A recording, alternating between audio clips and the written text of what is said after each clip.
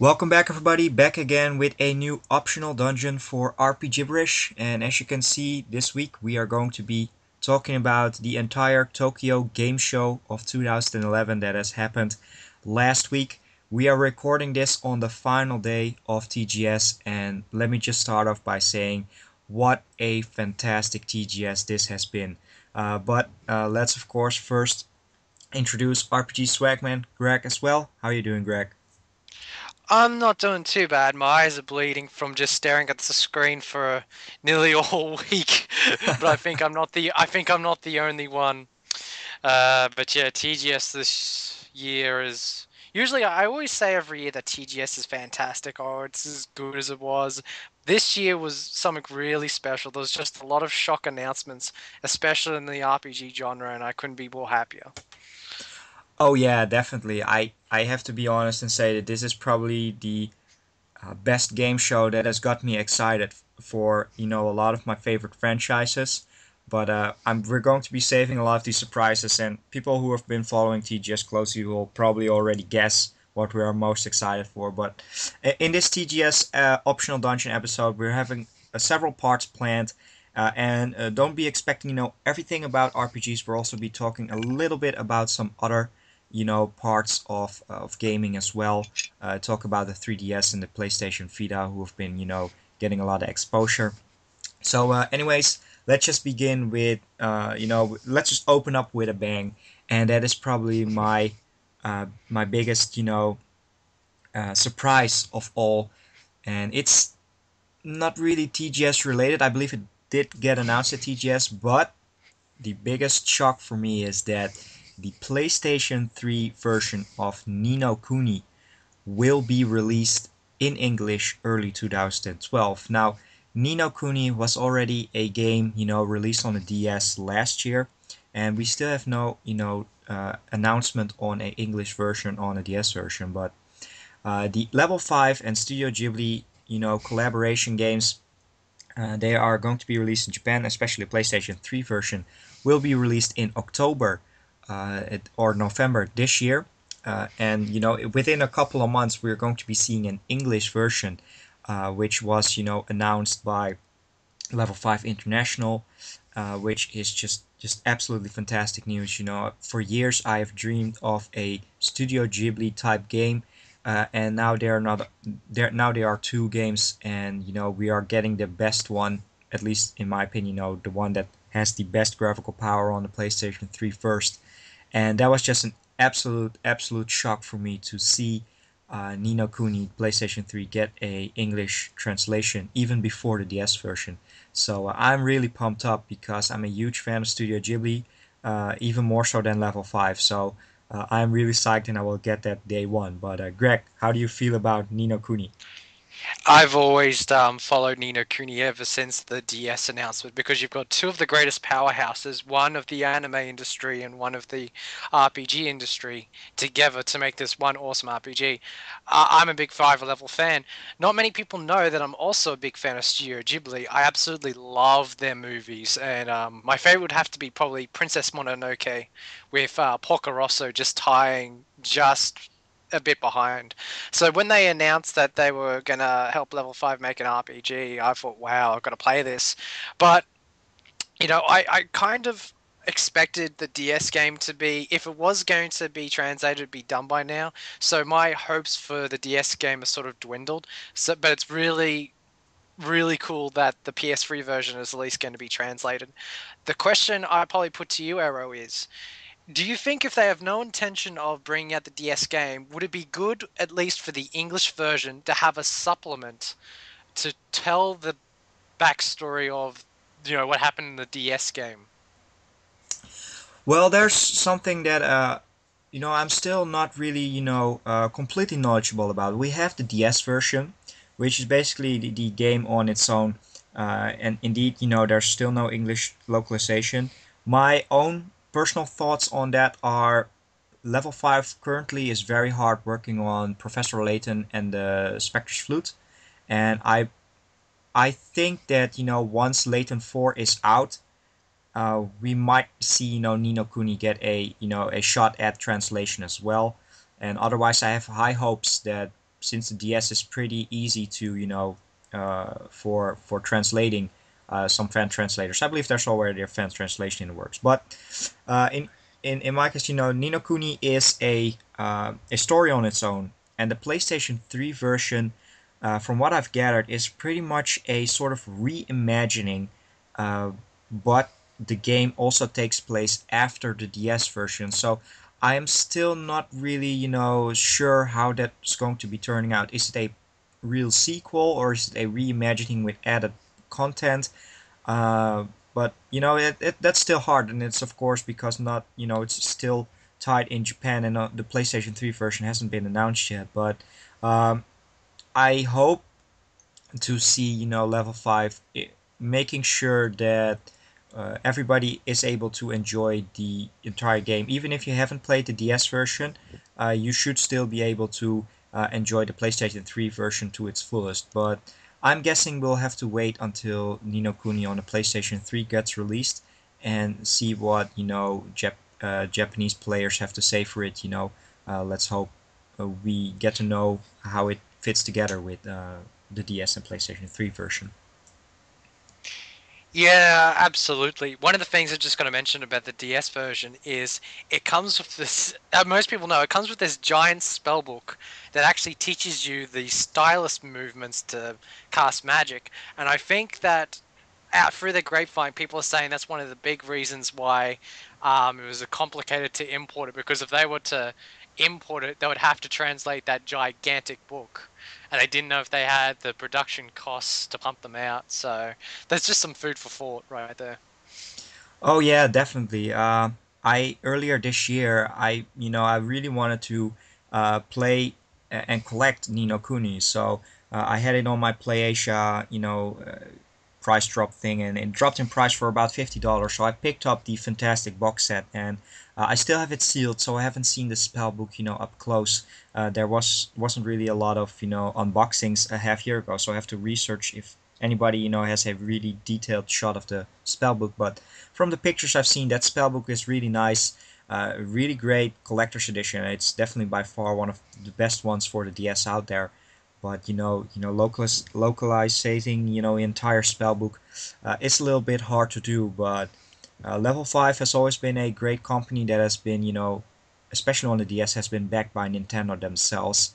And Nintendo themselves can be a little bit iffy at times, but I really, really hope that the DS version isn't doesn't get overlooked, because, in my opinion, Ni no Kuni uh, has every right to be the real final DS gem to be released on the platform, at least in English. So let's hope that we'll be able to play the Ni no Kuni DS version, and otherwise I have to rely on a lot of great fan translators out there who are probably right now working very hard on a translation, just like they're working on Fire Emblem, the sequel on the DS, as well as Ace Attorney Investigations too. So I definitely have high hopes that I will be able to play Ni no Kuni on the DS in this lifetime.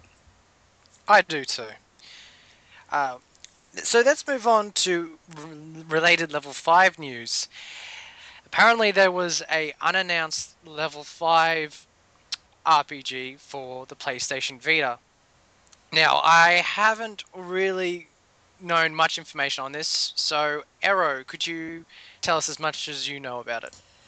All right, yeah. The PlayStation Vita got its press conference, and a lot of stuff has, been announced and detailed, which we'll talk about in a later part. But what's very interesting to note is that Sony released an official, a document which was about 7 pages long, which detailed, a lot of stuff, on the packages, on the accessories, but also on a list on all the games. And the wonderful people at Siliconera, which together with Andrea Sang has been my main source of information, together with the guys from both websites on Twitter for me. Me So too. yeah, definitely. I know they were the first ones there with a lot of the news, and that was definitely great. But what they did is they took that list of games and they translated it and posted it on their website. And there have been a lot of surprises. And one of the games in that list was that Level 5, was working on a, new RPG. which was, it said basically new RPG level 5, and that's about it. Level 5 hasn't been given an update on the situation, and that's basically tied to something else. But let's talk a little bit about this PlayStation Vita RPG. What do I expect? Let's, I, yeah, you I can know go a ahead lot of first. I know a lot of people have been reading this comments. A lot of people expecting it to be Dark Cloud free. Whenever they have an unannounced RPG at level 5, people pray that it's Dark Cloud free.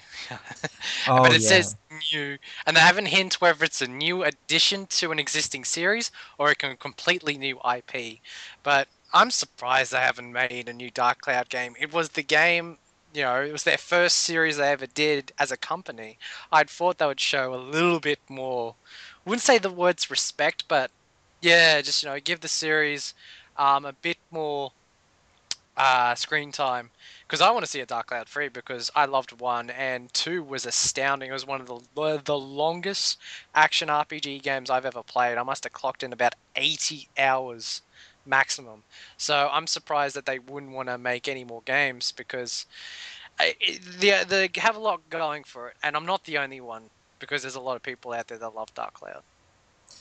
Oh yeah, that's definitely that's definitely true. There's one thing with level 5 though, they've been releasing a lot of great games, and I'm kind of 50-50 with their games. I haven't played all of them. Of course, the biggest ones that I've played and loved is of course the Professor Layton series, which is definitely not RPG, and of course I've played Dragon Quest 9. Which they co-developed with Square. But the Dark Cloud series and Rogue Galaxy are games I haven't been able to play yet. I have been very iffy on White Knight Chronicles. While it Yep. is an interesting RPG, it is very long and it's not one of the best polished RPGs out there. Especially now with the sequel, a lot of repetitiveness and stuff.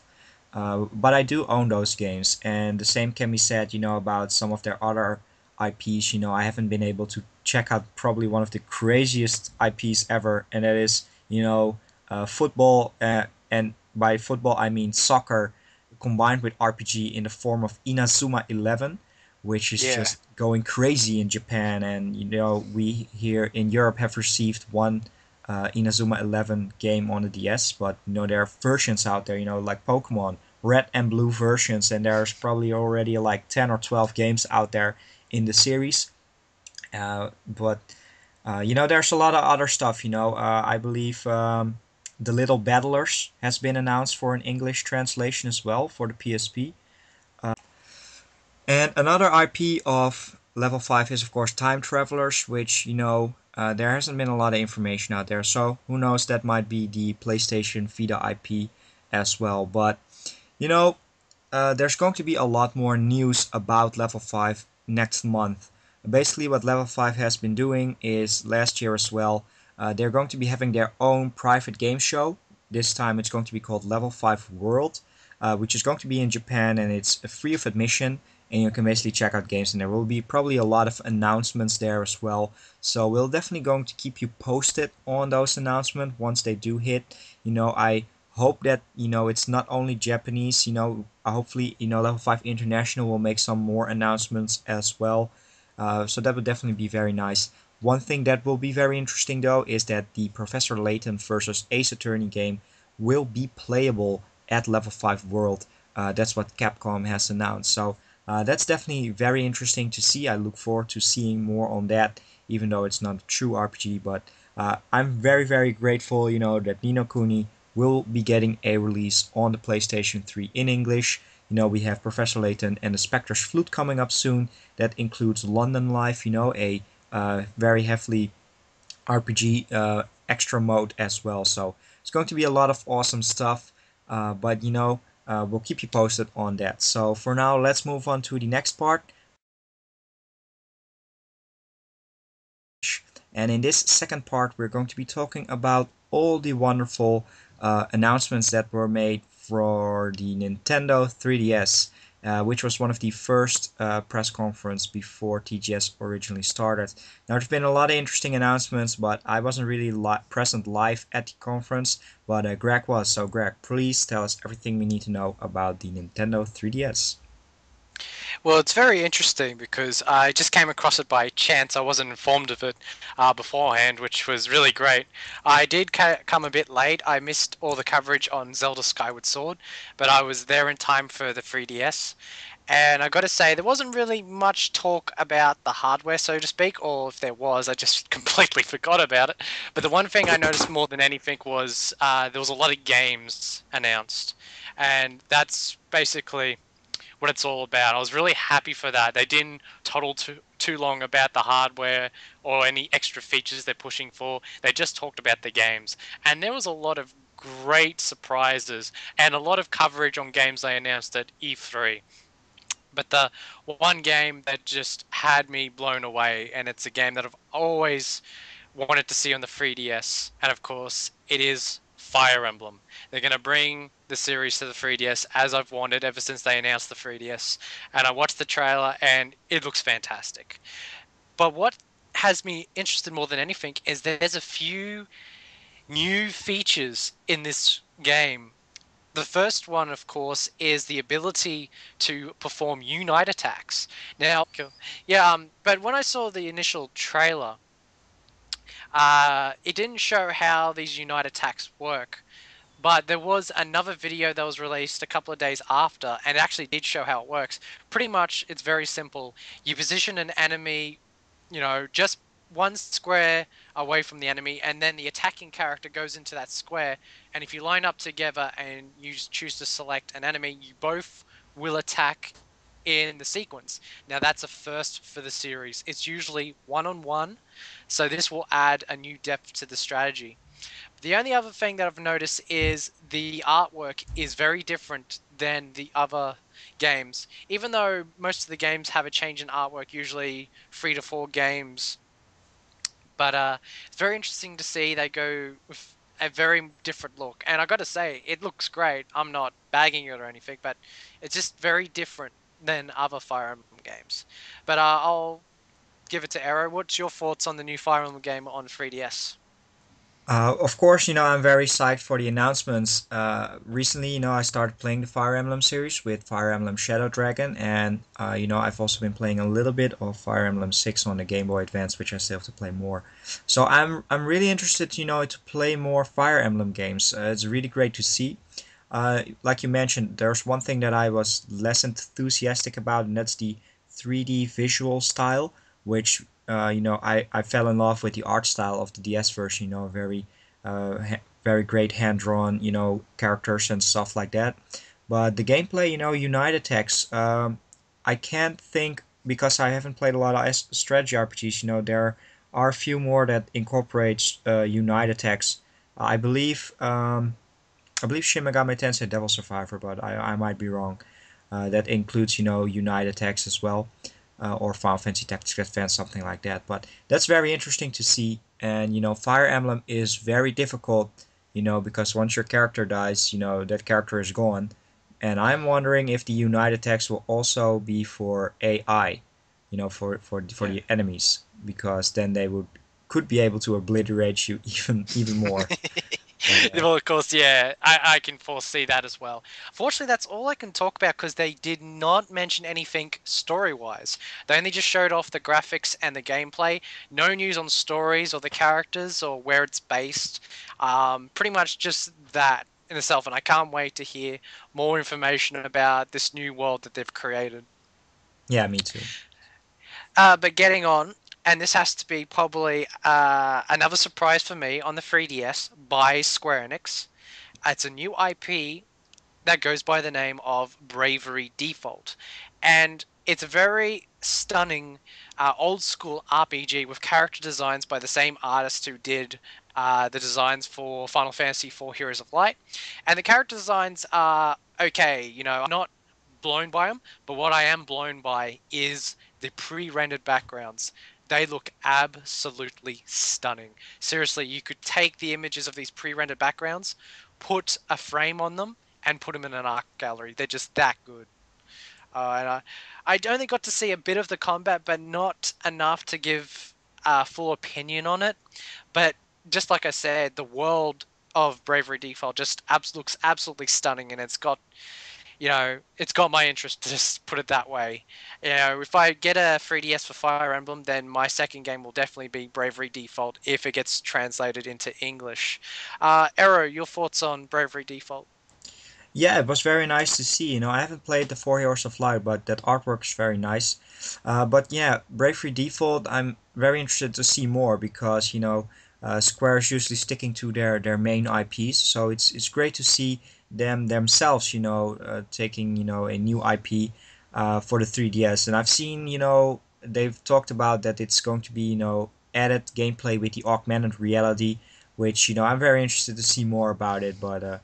Definitely an interesting announcement. Definitely something to keep your eyes on. And yeah, indeed, let's hope that it gets a English translation as well. So definitely interesting game. Yeah, usually the augmented reality hasn't hit me yet, but hopefully someone will incorporate it into the game and make it playable instead of just being a gimmick. That's what my hope is. Probably one of the biggest surprises, and I think this spells big money for Nintendo, is the Monster Hunter franchise is coming to the 3DS. Now, this was actually quite a shock because I thought they'd be sticking to Sony, to the PSP and the Vita, because that's where the series is most known for. Is the PSP. So it was very odd to see them go to the 3DS. Now, the first game that they announced was a portable version of Monster Hunter Tri, which of course is on the Wii, and that I kind of thought that that was a route they could take, and the game looks pretty good on the 3DS. But the biggest shock of all was they had another game in production, and it was Monster Hunter 4, which is a first for the series because usually a numbered game always gets released on a console first. Then they'll release like the Freedom, or in Japan as they call it, the portable version of that game, like on PSP. So it's very strange for them to do it, but on the 3DS no less, because I always thought that it would be the Vita that they would go for. I'm not too sure if they're going to release a game on the Vita or not, but to have an initial Monster Hunter game on the 3DS, that would spell big money for Nintendo, and I think they're very happy that they convinced Capcom to make the game for this system. But I also thought to myself, you know, not all games remain famous forever. There's going to be a period where Monster Hunter will finally become obsolete. And, bringing out sequels won't help much. So, Arrow, do you think Monster Hunter's done its day, and do you think it might be on the 3DS? Well, Monster Hunter is very interesting IP. I know it's selling by the millions, and I have played Monster Hunter Tri on the Wii. I gave it a shot, and it was not my type of game. Sadly, it was a lot of not a lot of story driven game.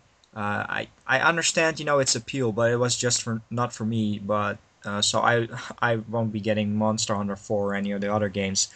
But it is really shocking to see in terms of competitiveness. To see Monster Hunter 4 being 3DS only. At the start.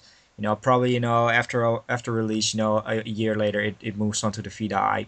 I will bet my money on that. But it will boost sales for the 3DS, which isn't doing that well.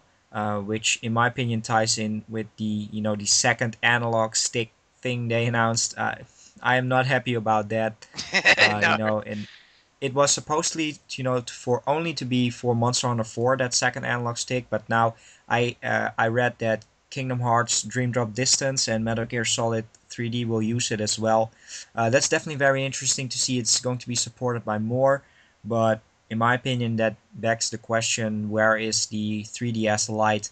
Because that second analog stick, it is a added thing, and it requires a AAA battery as well. It's one of my most disappointing things to see at TGS. But Monster Hunter 4 is definitely very interesting. To see that announced for exclusively for 3DS. But it's not my style of RPGs. So I've just pretty briefly just say I've only played Portable 1. I understand the appeal, like there is no plot to it, it's purely gameplay. And if you enjoy getting the feeling that you're in the world fighting monsters, grabbing their bones to make armor, there's an appeal to that. but it's only for a few hours. So yeah, I'm not big on Monster Hunter either. But hopefully, if it's still popular, that will generate revenue for the 3DS. Have more systems sold. But just very quickly about that second analog stick, with the AA batteries. That's just a joke. I keep joking with Arrow that just reminds me of the 32X for some reason. Just a terrible mushroom cloud. Just the terrible birth detachment. And I've also mentioned that I don't think it might be a 3DS Lite they would focus on. I think it'd be a 3DS XL because that would give them the room to put the analog stick on, and added features. So there's just some food for thought. But I want to give it to Arrow to talk about some other 3DS games. One in particular that he is psyched for, and I am not. Yes, that is of course a Theater Rhythm Final Fantasy. This is going to be a rhythm-based game for Final Fantasy, and the Final Fantasy characters, it's pretty much like Dissidia. There are a lot of different characters included. I've seen Lightning, and I've seen a lot of different other characters, from Final Fantasy. I'm a huge fan of Final Fantasy, of course, but I'm also a pretty interesting, in rhythm games. I love the Elite Beat Agent series and the Uendan series on the DS, as well as Taiko no Tatsujin. Very interesting gameplay, and to see that being combined with my favorite franchise of all time, I was already really psyched. But we've seen gameplay of it, and they have a lot of those classic tunes of Final Fantasy, all types of stuff, relaxing parts, they even incorporated, CGI scenes from Final Fantasy 8 that you need to, play to the music, as well as battle themes and such. Really, really interesting game. And I really think that Theater Rhythm Final Fantasy is going to be, a big hit because, it includes Final Fantasy, all those different characters. It's kind of like Dissidia, but instead of just button mashing enemies, this time you have to be a little bit, more smart with the Theater Rhythm style. But, I understand if you're not a big fan of theater or of rhythm games, which I believe, Greg, you're not a big fan of rhythm games, right? To anyone that tuned in for the Kingdom Hearts episode, I've already explained my stance on rhythm games. I do not see the appeal of them. They're the most unappealing. However, there are a few games that I don't mind. One is DDR. If I have the proper machine at the arcades, DDR can be fun. The other one that Ero mentioned is Taiko no Tatsujin, and that is actually quite fun. Other than that, games like Guitar Hero, Rapper the Rapper, Guitaru Man, I do not see the appeal of them whatsoever. I've actually been in the presence where they're played. I think one time when I was in the presence of someone playing Guitar Hero, I fell asleep on the sofa. So there you go. And I don't know, it's just there's not enough of theater rhythm to really grab me, and I'm not really fond of them using cutscenes. I don't know why. I just looked at that and I thought that was, I don't know, lazy of them. But Arrow's got a point. It is mainly for the fans, and I like Final Fantasy, but I don't think it's the one for me. If I'm gonna play a Final Fantasy fan game where everyone's together, I think I'll just keep playing Dissidia. All right. Yeah, that's definitely, of course, a great substitute as well. So we're running out of time here, and there's another great game that we're going to be talking about later on, and that is, of course, Kingdom Hearts Dream Drop Distance, because there's been some gameplay and some announcements which ties into our last week's episode. So keep updated, on the Square Enix exclusive part later on. And in this segment, we're going to talk about a wonderful little handheld called the PS Vita and all the wonderful announcements that was held at TGS. And I'll give the floor to Ero. Tell us about all the wonderful, awesome announcements that were being made. Oh yeah, definitely. The PlayStation Vita is of course coming out pretty soon. It's supposed to be coming out in December in Japan only, and early on 2012 in of course Europe and North America as well as Australia. Now there were a lot of questions relating the system itself, and they answered quite a lot of stuff. One thing is they showed off, all the accessories, all the different packages, and all the launch games and stuff. And one thing that everybody was wondering, of course, is the format of the PlayStation Vita. Now they've released some box art shots and stuff, and the game runs, on its dedicated memory cards. But there's still some rumor going on. Some games have built-in save features and some not, which require, a standalone memory card again. Which again is probably going to be a different format than, say, micro SD and stuff like, that you use in mobile phones and stuff. But the biggest shocker, of course, for the PlayStation Vita, and it's been announced by for real by, I believe, the one of the big shots at Sony. I believe his name is Shohei Yoshida.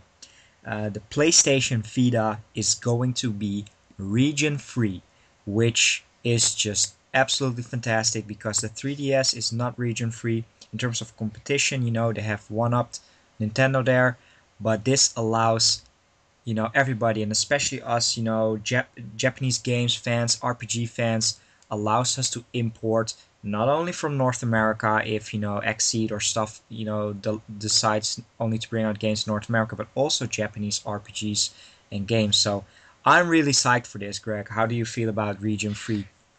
I was absolutely ecstatic. Two of the biggest questions about the Vita was answered at this Tokyo Game Show. One was the format of the games. I was really worried about them trying to push just downloadable titles, and I never want that to happen because I love collecting my RPGs. I love it more than anything else.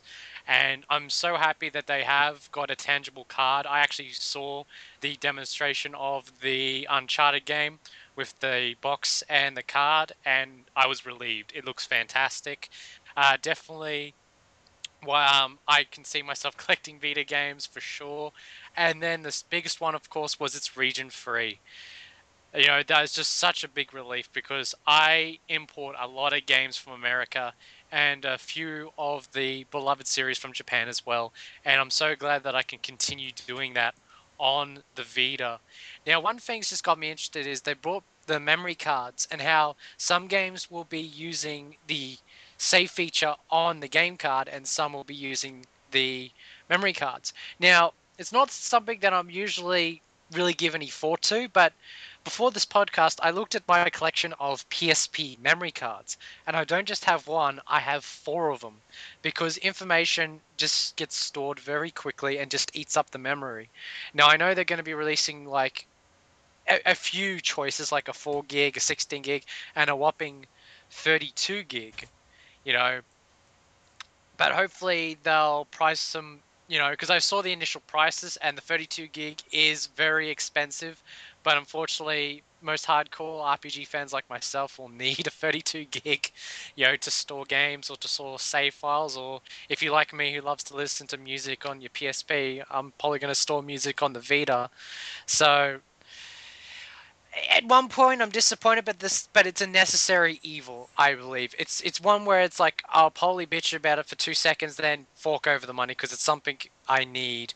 But I can see a lot of fans that are already disappointed with this. But with the good news about it being region free and the game cards, I'll let the memory card issue slide. Oh yeah, that's definitely true. I for one hope that, some third party developer, creates some sort of hybrid card where you can insert, micro SD, which is way cheaper at the moment. I have a bunch of 8 gig micro SD cards laying around with some adapters, so it fits in my PSP, it fits in my DS as well, my mobile phone. So I'm definitely very interested to see that, but very psyched for the PlayStation Vita. It's, something interesting. This is going to be the first cartridge-based system by Sony. They've always had disc-based systems, so it's definitely very interesting. But I'm psyched for the PlayStation Vita, and this might be the first console that I ever buy on launch because of its stellar lineup. Just let's see at some of the games, quickly on RPG related that have been announced that got me going. There's going to be a cave shooter on the PlayStation Vita, and we're talking about a shmup, not a third first-person shooter. An original one. I'm very psyched, for that. I've been a huge fan of Cave for the last year. As well as Metal Gear Solid and Zone of the Enders HD collections will be playable on PlayStation Vita.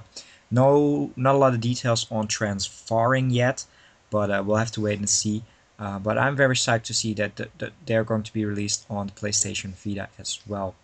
Now yeah, go ahead. I was just about to quickly say I'm glad, and at the same time, or not, because if most of you that haven't really checked out my channel, I actually don't just have my RPGSwagman channel. I have the Kojima Collector, where I collect anything Kojima related.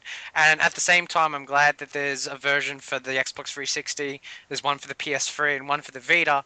I'm also going to get all of them. So it's going to destroy my bank account once again. But I'm really interested to see how they all play on the individual systems. And if I do collect each version, I probably will do a comparison review. I'm actually really interested to see the Vita version, to be quite honest. I want to see how it plays on it, if there's any difference or not. Oh yeah, definitely. One thing that I hope in the future is that we're getting a lot of HD collections on the PlayStation 3 and also on the Vita. I would love some backwards compatibility.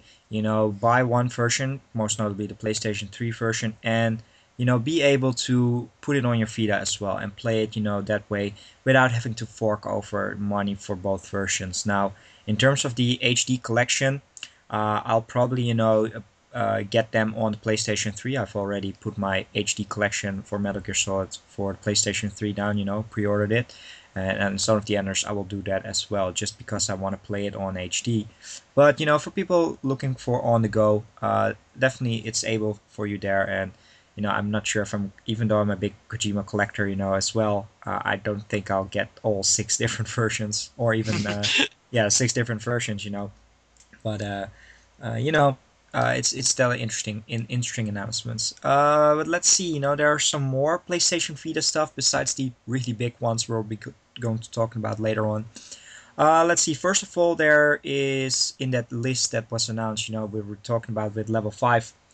There were some other RPGs. I believe Marvelous and Image Pooch are working on RPGs, but I'm not really too knowledgeable on those companies. But one thing that surprised me is that there's a Shin Megami Tensei RPG in the works, and there's no idea if this is going to be a remake, a sequel in a existing IP or a new IP. It just said Shin Megami Tensei series, and that's all about everything that we know about at the moment. So it could be anything. We'll have to I wait got to to see. venture. Go I'm ahead. going to venture a guess. Sorry to cut you off, but I'm going to venture a guess. Okay, Megami Tensei was made 1987, 1988. However, Shin Megami Tensei was made in 1992. In 2012, that's going to be the 20-year anniversary of that game's release. I've always wanted to know if they're ever going to remake the first Shin Megami Tensei game, because it has a very unique story, and I'd like to see an updated version of it. Oh yeah, definitely. That would be a very interesting thing to see. The older games. I've yet to play them. I know they've been fan translated, but it would be nice to see a completely updated version. Pretty much the same they're doing now with the PSP Persona games. So that's definitely a very interesting one. And there are a lot of side IPs. Digital Devil Saga, Devil Survivor, and I can go on. For a couple of more minutes. But Yeah. very interesting to see that Atlas is going to be supporting the PlayStation Vita as well. But that wouldn't come to anybody as a surprise because we already have the wonderful Persona 4 The Golden, which is going to be a full remake of Persona 4 with some added Yes. content. That was announced pre-TGS.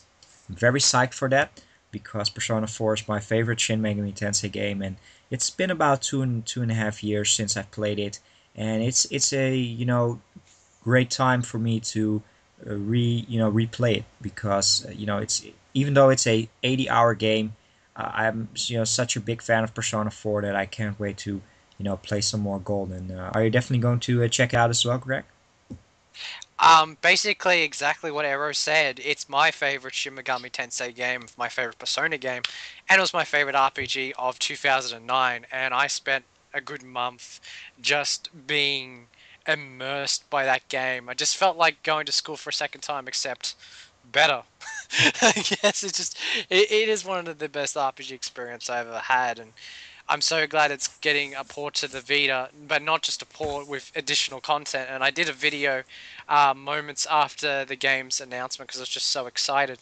And there's just a lot to bring old fans back and for new fans to come into it. Now, the reason why they've done this is because there's going to be a big influx of Persona 4 related things coming out the end of this year and the start of next year. Because the big thing that's coming up soon is the Persona 4 anime, and this will be a way for people that don't usually play games or haven't played Persona 4 to get into the story of Persona 4. And I reckon that this is very smart because people that will love the anime will want to know what the game's like. And if they put it on the Vita, then that will push people to not only get the game, but to buy a Vita as well. So I could definitely say Atlas is being smart about this. I can understand, and I'm already a fan of the game, and I'm getting it anyway. But I hope new fans will give it a go because they'll fall in love with it just as Arrow and I have. Oh yeah, definitely. It's such a fantastic game, and I can't wait, to play it again. So that's definitely awesome to see.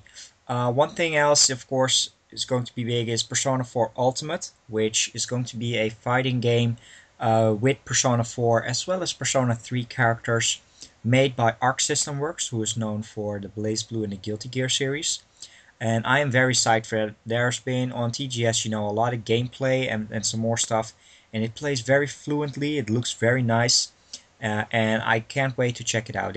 I believe it's not going to be on the PlayStation Vita at the start. They haven't announced that yet, but it's going to be in arcades, PlayStation 3 and Xbox 360, and it has a release date of summer 2012 in Japan.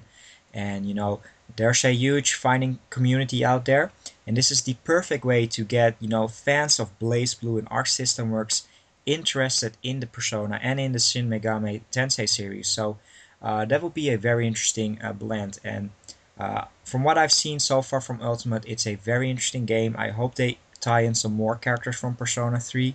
But it's looking out to be a great year for Persona fans out there, definitely. Greg, how do you feel about Abs- Ultimate?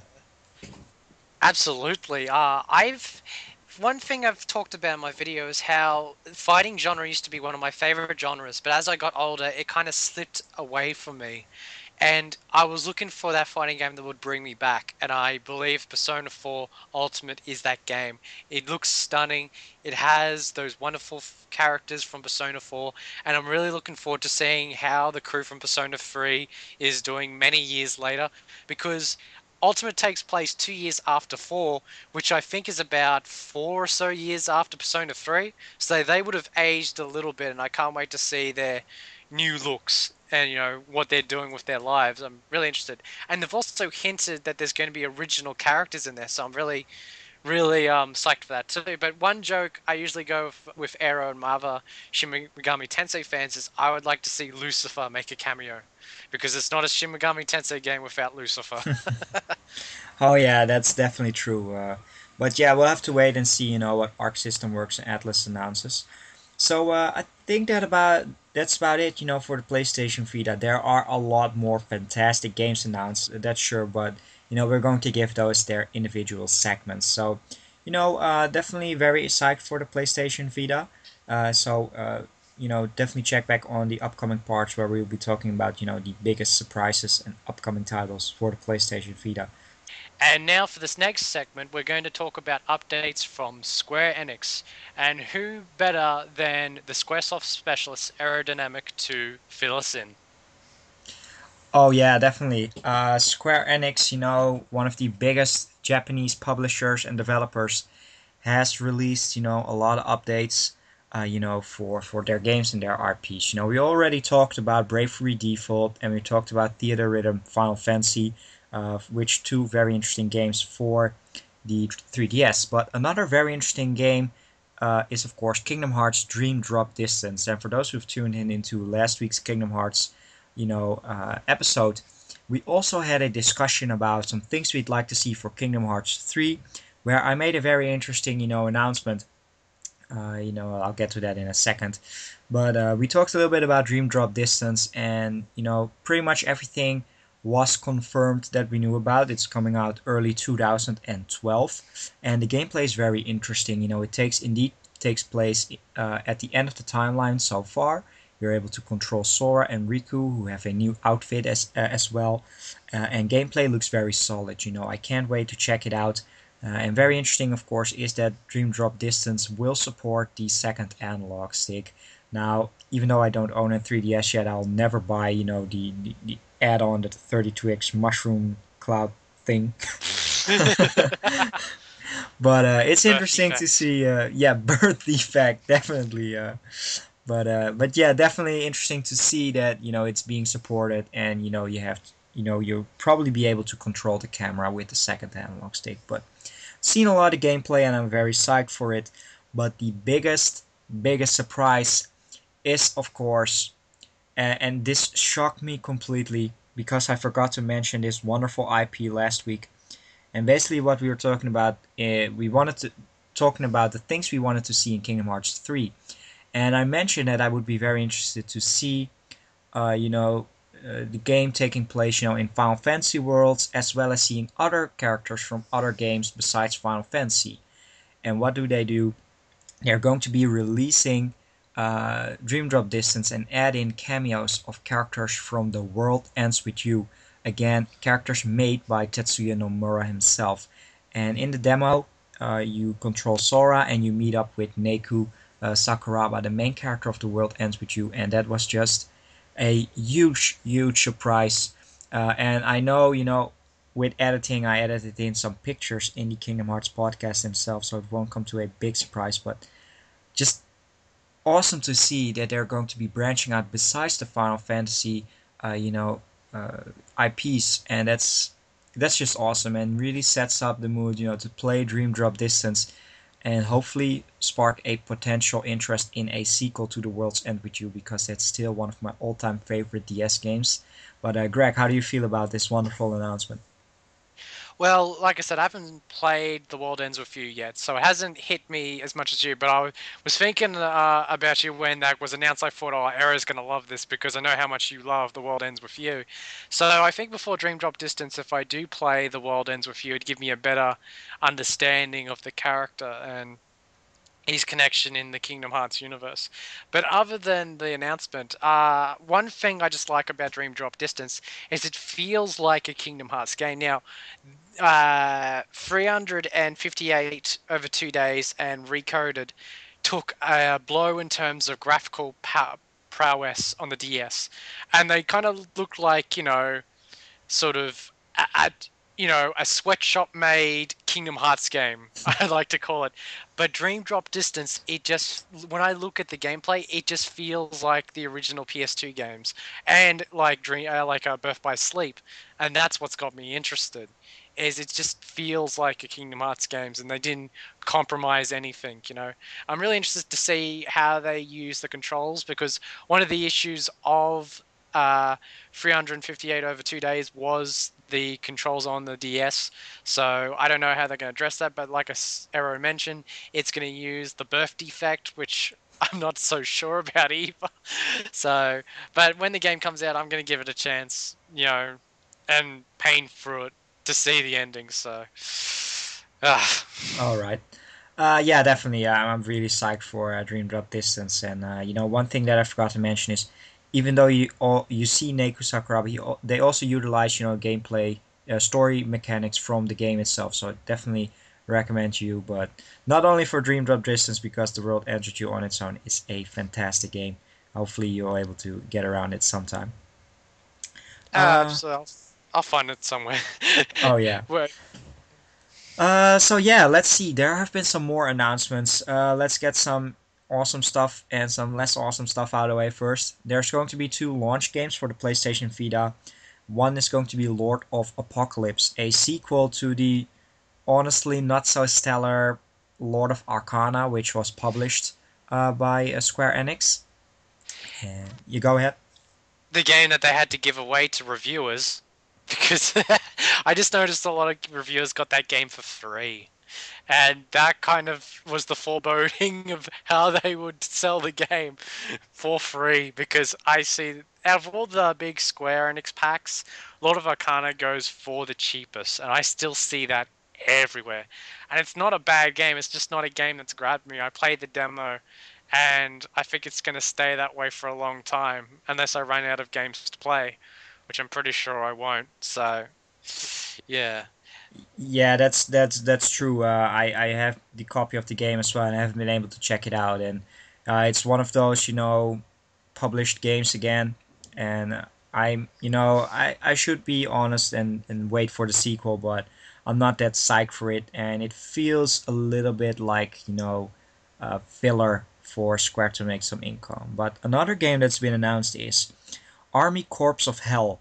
And I'm not so sure about this game as well. It's really different from what I'm used to in terms of Japanese, games from Square. But it feels more like a Western-based, action RPG. And I'm, again, not that psyched for it. But they are going to be launch games, so they have one upped, other Vita Square games right there. But maybe I'll pick them up for cheap and see what they're all about. But knowing Square and their published games, you shouldn't get too excited for all of their games because they've made some or published some real, less attractive games in the past. So, Yeah. but one game that has really really surprised me is for the 10th anniversary of Final Fantasy X.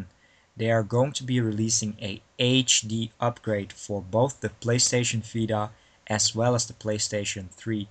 Now, luckily, before I had to go to work, I was able to watch this live, and I was just blown away that they're going to be releasing a HD upgrade of not Final Fantasy 7, but of Final Fantasy 10. And they haven't showed anything else except the announcement, so we'll have to keep you posted on that later on. But yeah, go What ahead, was Greg. what was really cool is I was also there for the conference, and what was really cool about the Final Fantasy X announcement, it was so unexpected. There was no hints, and basically the producer walked up and talked about Lord of Apocalypse and the Army of Hell game, and I was like, oh, these are just filler games for the launch. And then he just stood there and talked about a 10th anniversary for a Final Fantasy game, and then I basically did the math, and I'm like, okay, what game was released 10 years ago? And before I could even get to the number, two Xanakin played in the background, and I was like, oh, holy shit. You know, that just did not expect that they would go back to 10. And it's like, I was actually quite happy because Final Fantasy X is actually one of my favorite Final Fantasy games. So to see it not only get released on the Vita but on the PS3 as well, um, I'm actually quite happy. I hope more people get to experience it. Now, one thing I just have to warn: Final Fantasy X is a good game. Final Fantasy X-2 is not. So, you know, I hope Square doesn't get the idea to re-release that game. Just keep it at Final Fantasy X, please. Yeah, Uh, well, I don't mind 10-2 that much. It's compared to the other number titles. It's not one of the best ones, but I don't have that much hatred for 10-2. But let's hope they stick to 10 only. But I hope they add in some interesting parts. Some new bonus dungeons and stuff like that. To keep me interested to play it once again. But I'm sure I will because it's been well over 6 to 7 years that I played Final Fantasy X. So, yeah, it's been like 8 for me, so I'll welcome it. oh yeah, definitely. So that's it on Final Fantasy X, and I'm sure they will release more information. One thing that wasn't announced though, that we were rumoring last week, was a Kingdom Hearts HD collection. Nothing on that yet, which honestly is also nearing its 10th anniversary pretty soon, which is coming up, next year. So we'll have to wait and see what's going to be happening with that. But another thing that Square announced, which got me really excited for, and I believe we talked about this on Optional Dungeon before, is Final Fantasy Legends, the mobile phone game, which was an episodic form, for the Docomo platform, is going to be ported to both iPhone or iOS as well as Android systems, and that's coming out in 2012. Now, this is going to be the Japanese version. There's no official English announcement yet, but I really hope that they're going to be placing this on iOS in English as well. I have an iPhone, so I'm really psyched to be able to play Final Fantasy Legends. Now, perfect scenario would of course be release Final Fantasy Legends on the PlayStation Vita so everybody can enjoy it. But I'm really happy that there is some progress with Final Fantasy Legends and it's not being pushed aside. So that's definitely very nice. Greg, how do you feel about Legends? Well, like I said before, Legends caters to the old NES, Super NES, Final Fantasy fans, and if they get put on the iOS and the Android, they stand a better chance of getting translated into English because most iOS games do get ported to English at one stage or another, so it gives them a better shot. I mean, it was very odd back years ago when I thought that Final Fantasy IV, the after years, didn't have a shot in hell of getting a release outside of the initial mobile phone release. But then you had the WiiWare, and then ultimately the inclusion in the Final Fantasy IV Complete Collection. So I was kind of expecting to see if Legends would get a collection too, but this would probably be the next logical step they could take. And if it's very cheap, if I do get an iPhone or an Android, because I don't have both, I'd definitely pay a few bucks just to see how some old school Final Fantasy fun. All right, yeah, that's definitely what I'm going to be doing as well. So in the final 2.5 minutes, let's talk a little bit on some updates for Final Fantasy 13 2. Now they've shown a lot more interesting things, and 2 weeks ago we watched the latest PAX trailer live, and we saw glimpses of Hope. And Hope is indeed, he is aged. He is definitely, part of the game as well as Snow. They both characters have made an appearance in trailers and both look, older, different from the first game, which definitely nice to see. But of all the characters, that's probably most interesting, which was Zaz. He hasn't been, announced yet, so that's definitely disappointing. But I'm sure he will make an appearance in the game somewhere with his son. So that's it in terms of characters, just really quickly. But the biggest shocker of all is, of course, there's more on the monster hunting and the monsters able in your party. And one thing that really surprised me is they released a gameplay trailer, and you saw glimpses of a chocobo in action with a special move, as well as Kate Sith being able, as a character, he heals you, and stuff like that. But of course, my trusty pal in my YouTube videos is of course Cactuar, is a playable character. You're able to recruit him and he's attacking, which is just absolutely fantastic to see that character, and more characters included in the game as well. Besides that, they announced downloadable content for the first time. Very interested to see more content and missions and stuff like that. But we'll have to wait and see, as well as a new special edition PlayStation 3, which looks absolutely fantastic. I really want to own one for my collection, but I'm not sure if that's going to happen. But, Greg, how do you feel about this upcoming 13.2 announcements? Well, it's all well and good, but there was something that Arrow announced to me one night that I didn't. Because, as everyone know, my attention on Final Fantasy 13-2 is not that great. It's not really a game I'm looking forward to that much. However, Arrow said something that pushed for me in the favor, and the fact is that Final Fantasy 13-2 will have Gil, meaning after a battle, besides items, you will get Gil. And I can tell you this now, that's a big relief.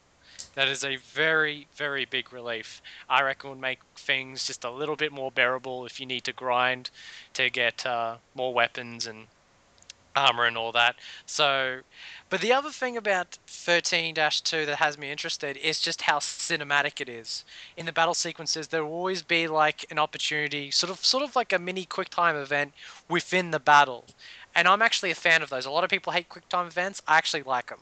It adds a sort of like a cinematic tense atmosphere to the game, and I really enjoy it. And it's actually one of the things about 13-2 that's got me interested. All right. Yeah, I'm definitely psyched for it as well, and it's one of my most anticipated games, and I can't wait, to get my hands on it early 2012. So I think that about it, for all these Square updates, a lot of crazy, awesome stuff for me and everybody else to look forward to.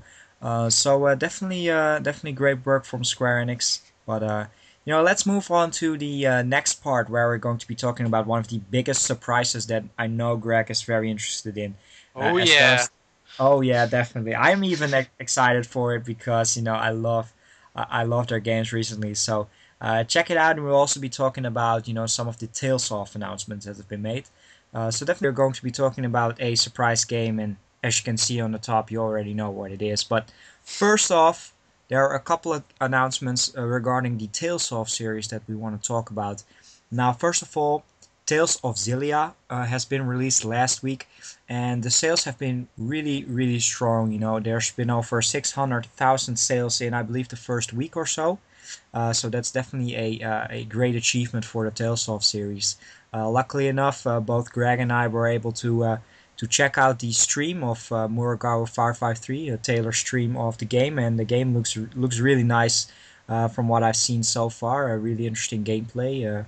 Can't wait to get my hands on it. But as of now, there's no official English announcements of Xillia.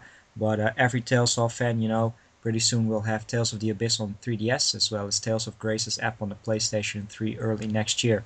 But that's not all for the Tales of series. Celia hit and Namco Bandai is already teasing two different Tales of games. Now the first game is going to be a PSP game. Yes, those are still being made even though PS Vita is coming up. And which this isn't the biggest surprise of the PSP game. There's an even better one, but we're saving that for the next part. But this game is going to be Tales of the Heroes Twin Brave. And it's, from what I've gathered so far, it looks a little bit like a Tales of Versus and Dissidia type of crossover game. You basically control about, I heard they are going to be having 15 playable Tales of characters, and you're able to pick two characters and you have to do missions and stuff like that. And it's not really an RPG per se; it's more of a fighting game. But there's limited information out there. But it's another interesting spin-off. But like Tales of Versus, I'm pretty much guessing that this one will be a Japanese exclusive one. But the biggest Tales of announcement is that they are going to be releasing Tales of Innocence R. And Tales of Innocence was a, again, Japanese exclusive game on the DS, and they are going to having a reimagining on the PlayStation Vita. So that's definitely very interesting to see another Tales of game. The first Tales of games for the PlayStation Vita. Uh, I don't really know how loved Innocence is, and the reason why they chose Innocence R, I have no idea why, but since it's a Japanese exclusive one, if we were able to get this one over here, I'm very psyched for that. And so far I've only played Tales of Vesperia, and I love that, and I really got to delve into, say, Symphonia, Abyss, or Grace's F soon. Because Tales of is a fantastic action RPG series, but there's so many games out there, and I have to play more. But it's great to see that we have Innocence. Greg, how do you feel about the announcements for the Tales of games? Well, yeah, Namco doesn't take a break when it comes to the Tales of. It's just go, go, go, go, and yeah, I'm not a Tales of fan yet. It's not a series. I'm not one of those guys that hate it. It's one of those RPG series that just flew by. I only played Fantasia and a bit of Symphonia, and that's it. And I got sidetracked.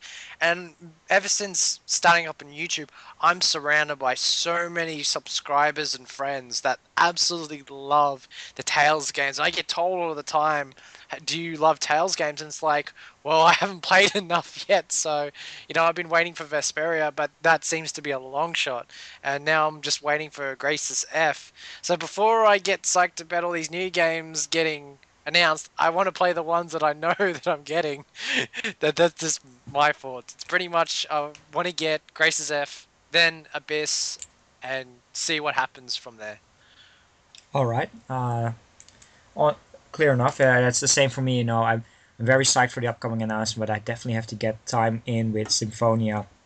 But we all know my console RPG time is limited. But for the remainder of this video, it's all dedicated to one game and one game in particular. And I'm not even going to do the honors of announcing what game it is. Greg, here you go, man.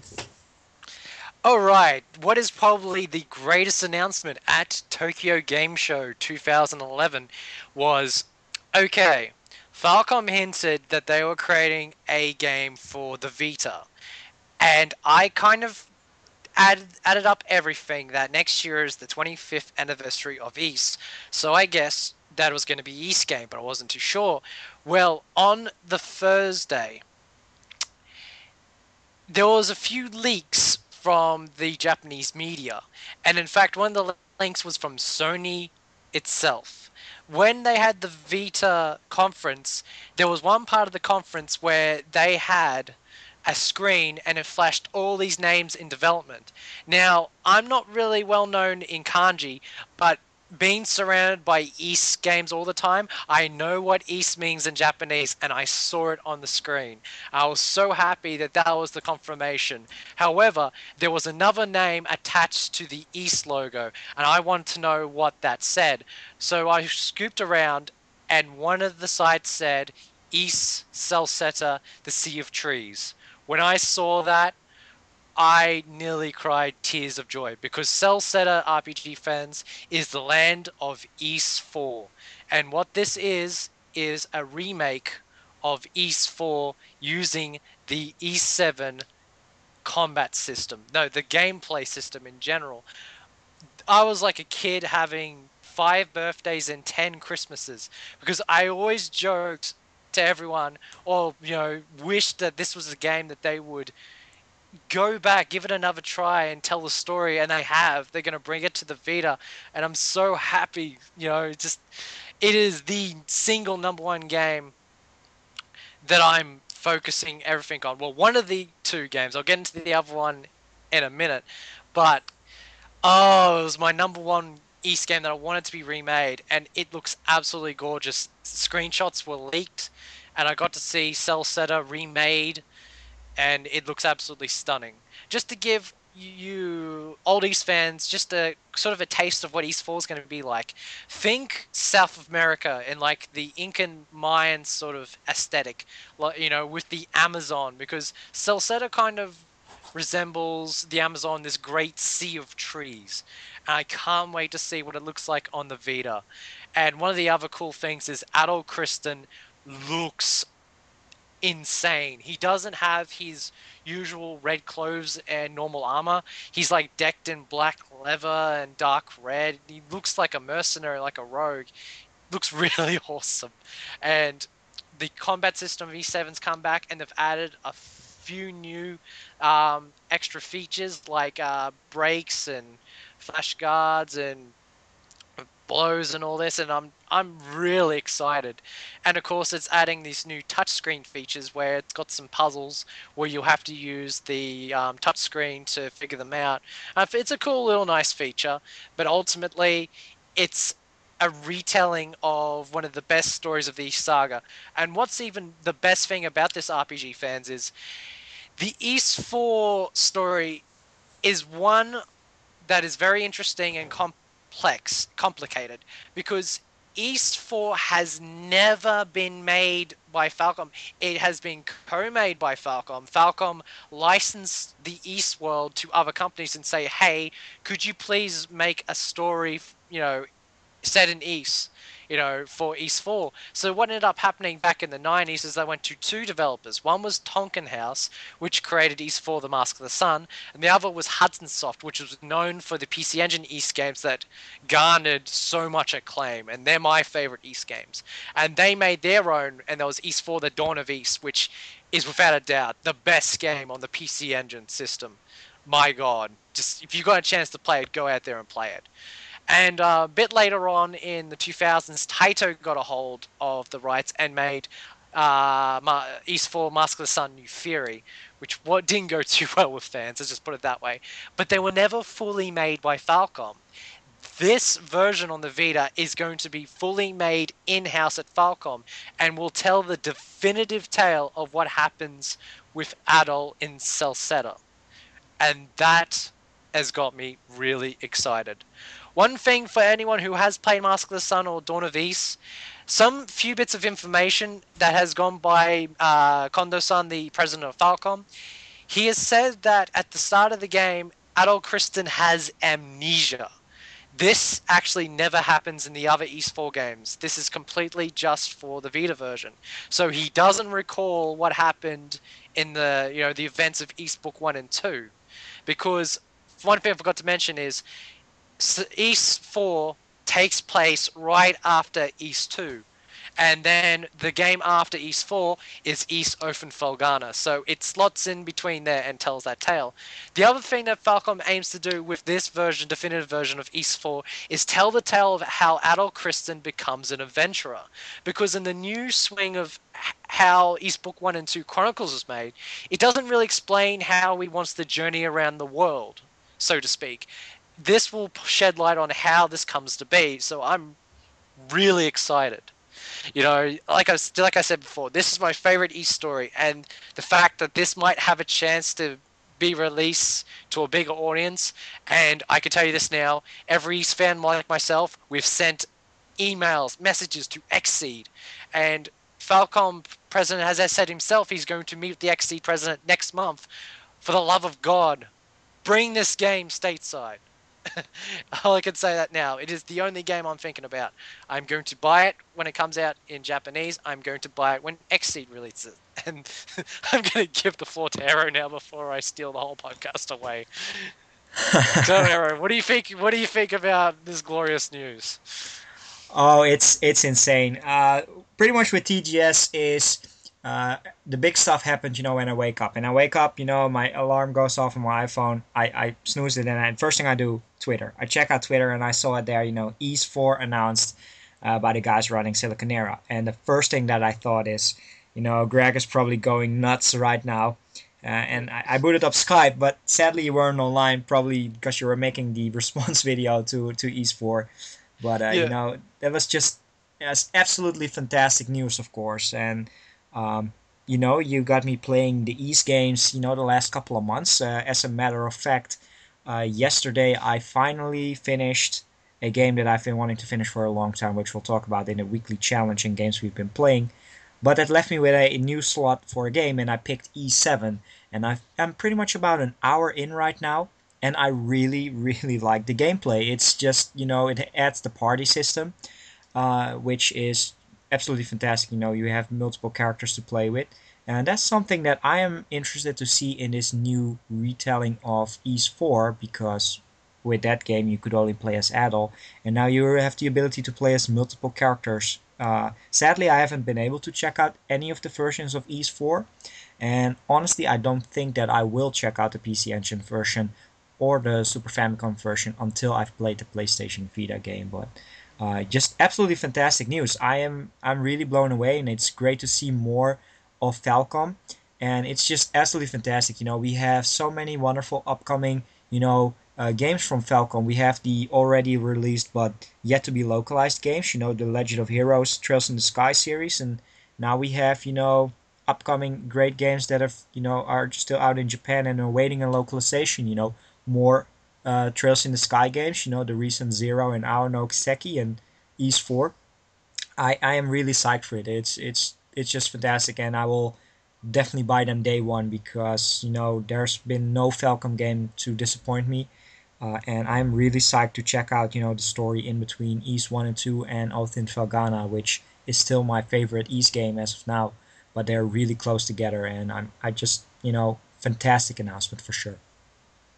Yeah, I'm just absolutely blown away, and that's why the following day when they actually had the Region 3 announcement, that was one thing. As much as I was excited, RPG fans, for East 4 being released, I was really worried if it was going to be region locked, I'd have to buy another Vita just to play the Japanese version. But when the Region 3 news hit, I was very relieved, because I just have to buy the one Vita, and I can import all Falcom's games, and then wait for the XT for the English version. So, yeah, I mean, seriously, guys, you can't go wrong with the Vita.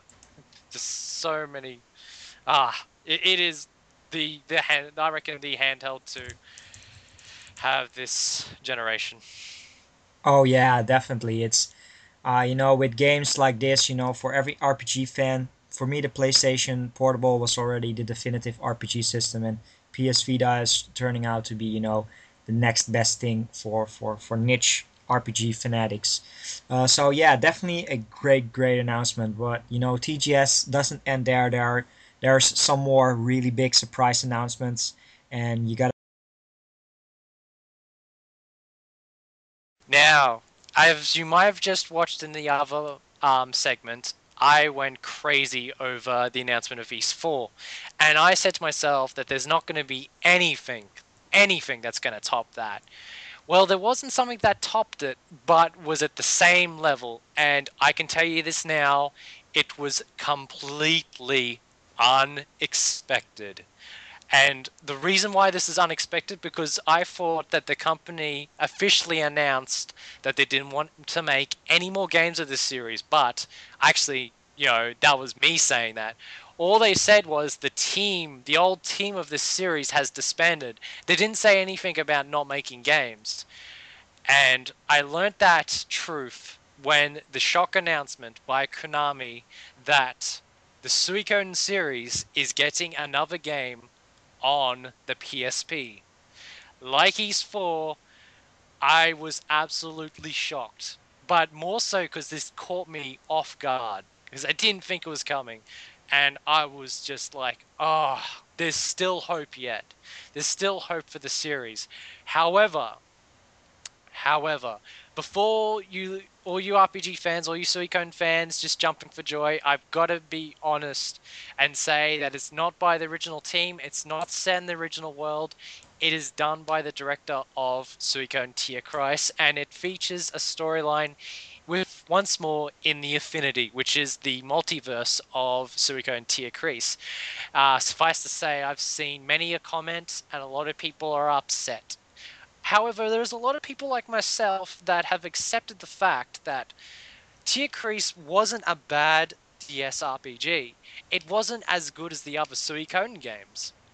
However, this is just a little bit of knowledge I just want to share to everyone. What makes a Suikoden game? Suikoden, of course, is the Japanese translation for the water margin. And the water margin is the tale of 108 bandits that stood up against the evil Chinese government. And basically what Suikoden tells, it's a story about 108 characters, and that's it. That's what makes it a Suikoden game, not true runes or anything. Even though they've created this once in a million world that's just perfect in every way, what makes a Suikoden game is 108 characters. Now, the game hasn't even come out yet. There was no main information. It was just a teaser. And I'm not going to bag a game just based on a teaser. I want to see what they're going to do with it first. But I hope that Konami listens to their fans and sort of, takes their request to heart. The one request that I will say to Konami is please bring back the epic war battles that Suikoden is known for. They have such a big impact on the game, and I'm sorry, Tierkreis didn't cut it in that regard. But that's probably one of my only biggest requests for Suikoden on the PSP is just to bring back the epic war battles. If they did that, you know, that's what I'd want more than anything, because that's what the Suikoden games are known for most of all, and they're some of my favorite parts of the old Suikoden games. Now, it's a long shot, but I kind of hope that this Suikoden game is 2D high res. I mean, it's a long shot, but hey, the Final Fantasy games are 2D and high res, so why not Suikoden? We can only pray. But the fact that it's coming out, another new Suikoden game on my favorite handheld, the PSP, very excited. And of course, my co-host Ero is also a Suikoden fan. How do you feel about this? Well, pretty much like you said, I was really surprised to see that they are going to be releasing a new Suikoden game, which is always a good thing to see a series continue on. But there are some things which I has to prove themselves. The first thing for me that's worrying myself the most is that this is a PSP RPG. Now there's a lot of rumor and talk going on that the PSP is going to be abandoned by a lot of companies, especially in the West. And this is putting a lot of doubts on most notably Legend of Heroes Trails in the Sky second chapter, which has been released years ago, but it's localizing at the moment. Now with a new game, Suikoden in this case, that hasn't even been released on a PSP, I am really worried that even if this game gets released, it will not be released in English, based on the fact that Konami and the Suikoden series have not been doing that well. I don't think Tire Cries was the hit that Konami think they had on the DS. I believe Tire Cries hasn't. Oh no, sorry, it has been released in Europe. My apologies for that. Yep. But I'm really interested to see whether this gets released in the long run in English. But that's of course based on the fact that this game is going to be a proper Suikoden game. Uh, I really have to see how it goes. For me, Yeah. I've only played the first two Suikoden games and pretty much have not played any beyond that. So it's interesting to see whether this game will be a little bit more based on the first two games or the 3 to 5 and tactics games or Tire Cries sequels kind of like thing. So we'll really have to see more. I hit the follow button on Twitter because they have a Twitter account. I believe it's called Genso537. Yep. Uh, so I really want to check that out and see more on the game. But I'm really psyched One for the game in general. So go ahead. one thing I just wanted to tell is we might as well just give as much information as you can. Is the game is called, well, many websites have given out their versions of the translation, but my favorite translation, it comes to Gensu Suikoden, the Centennial Tapestry, and they said in very short message the game is about 100 worlds over the course of a century, and that has me interested. Now, like I said, on the DS, you can only do so much. With on the PSP, you can do a lot more. And I hope they can strive to make it, even though they can't have true runes or existing characters, even though they could, because that world exists in the infinity. So they can't say that they can't go back to it. I just don't think they will. But as long as they have an emotionally gripping story the other games are known for, where you connect to the characters, more than you do in any other RPG, then they'll have Suikoden in the bag. You know, Yeah. that's just me. They just have to do it. They have to give off that essence of the family unit that is the army. They nearly nailed it with Suiko and Tierkreis. Well, like, in that respect, it kind of did succeed. It's just, yeah, just other parts of the game just wasn't as polished. Even though Suiko and Tierkreis actually had an epic villain with the One King, he was actually a great villain, and the Suikoden series is known for its great villains. I mean, Luca Blight, to this day, is still my favorite villain in a video game. No one can come even close to his his craziness.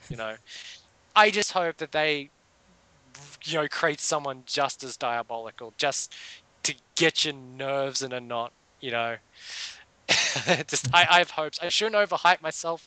I pray that this game does well. However, I have to add, I'm a realist. I completely agree with Arrow.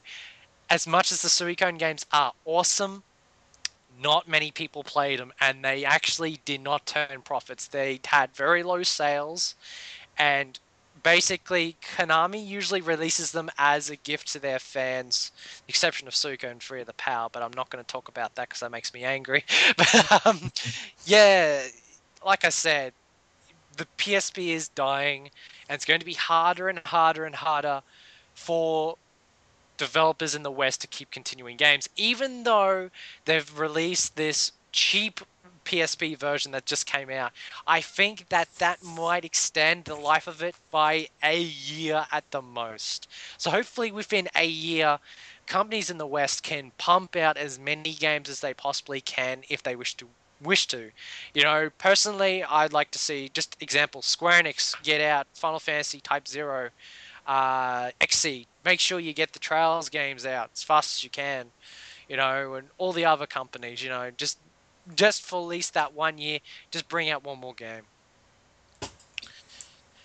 Yeah, Yeah. definitely. We'll have to wait and see. But yeah, very interesting announcement in terms of Suikoden. And I think that pretty much, wraps up our coverage of Tokyo Game Show. We've talked about, all the big surprises in terms of, games. And the biggest games announcements were RPGs. So yeah, this year's Tokyo Game Show was an absolute blast to, watch for sure. It's been great. All these announcements. Just we've got so many stuff. East 4, Suikoden, Fire Emblem.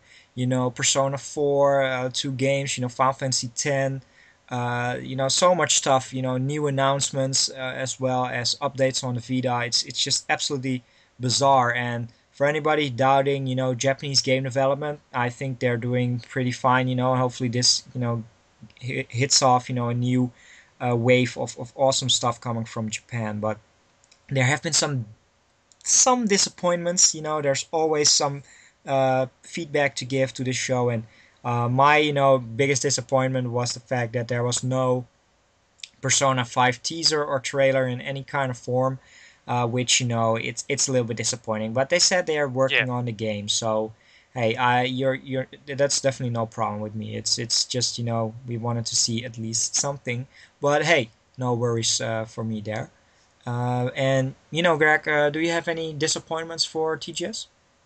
Well, one of them was actually today. On the final day, they had a live coverage of Falcon Band GDK for an hour, and they're my favorite video game band of all time. And Ustream's connection was absolutely shit. I mean, I would get 3 seconds of live coverage and it would freeze for 10 seconds to another three. And when it's a concert where music is going, it completely ruins it. Hmm. And I actually got told by my good friend Murugaro553, who went to TGS, apparently internet connection was absolutely abysmal in there. No one could get cell phone reception. So it wasn't surprising that Ustream was having problems. So it's something that they would have to address next year, because it wasn't just Falcom GDK's concert. Nearly every exception of the 3DS and the Sony conference, all the other mini conferences like the Kojima conference and the Namco Bandai conference, they were cutting in and out ferociously. And it doesn't help that my country's got one of the worst internet infrastructures of all time. I'm not going to go into that, but it annoyed me. It really did. When I wanted live coverage, it annoyed the shit out of me. Other than that, I'm with you with Persona 5. It's kind of disappointing. I'm actually just, there wasn't no more news on Persona 4 Golden. I wanted to see a new trailer for that and show off the new content, you know. But yeah, nothing really. I mean, this has been one of the best TGS in years. So many great RPGs, old and new, being remade and reimagined. You know, and I know there's a lot of people, they're not fans of games being remade. They want something new, but I don't have a problem with it. I'm one of those guys that if it's a game that I love and they're going to try and put a new spin on it or for a new platform, I certainly don't see the harm in buying it again. You know, it's so good enough, it's worth to be bought again. So they can basically get the idea that, hey, people like this sort of game, let's create something else like it. Certainly, I'm going to buy Persona 4 again because ultimately that's my money towards Persona 5. So, yeah. Oh yeah, definitely. That's definitely true. And yeah, it's been a fantastic show, and it's a great way to wrap up this year. For now, it's just fantastic games going to be a release. Not per se RPGs, but so many wonderful games coming up, and we'll have to wait and see. At the end of the year, we have some game of the year discussions and stuff, but it will be a long time since we have some new upcoming events. We do have Level 5 World coming up, and probably in January, Square will have its own new announcement thing. Once again. So I think that about wraps up our coverage of Tokyo Game Show. It's been a fantastic show, but definitely do stick around because in the next part we will be talking about our weekly challenge as well as our games that we've been playing. So, anyways, we Holy shit! I totally forgot about that. oh, no But problem. yes, I knew there's something we forgot. No, I'm just kidding. No, it's all good. All right. So everybody, thanks for listening to this part and check out our weekly challenge.